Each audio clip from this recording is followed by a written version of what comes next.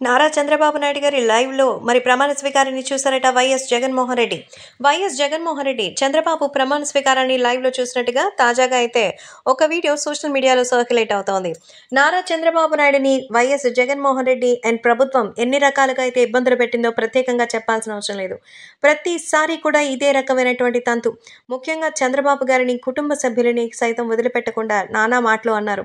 అంతేకాకుండా ముఖ్యంగా పవన్ కళ్యాణ్ గారిని, అలాగే మెగాస్టార్ చిరంజీవి గారిని, వారి కుటుంబ సభ్యుల్ని సైతం వైసీపీ వాళ్ళు అవమానకరంగా అయితే మాట్లాడారు. అన్నిటికీ ఒక రోజొచ్చింది. ఇప్పుడు చంద్రబాబు సీఎం అయ్యారు.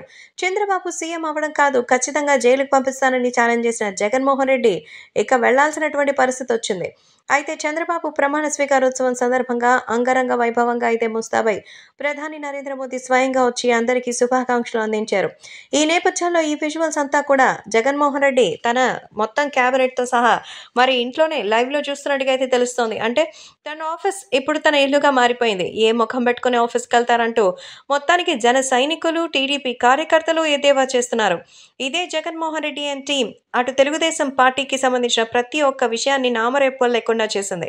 యూనివర్సిటీని పేరు మార్చేసింది. పలు రకాల రోడ్లకి పేర్లు మార్చేసింది. ఎన్టీఆర్ విగ్రహాలే బదలయ్యేవి.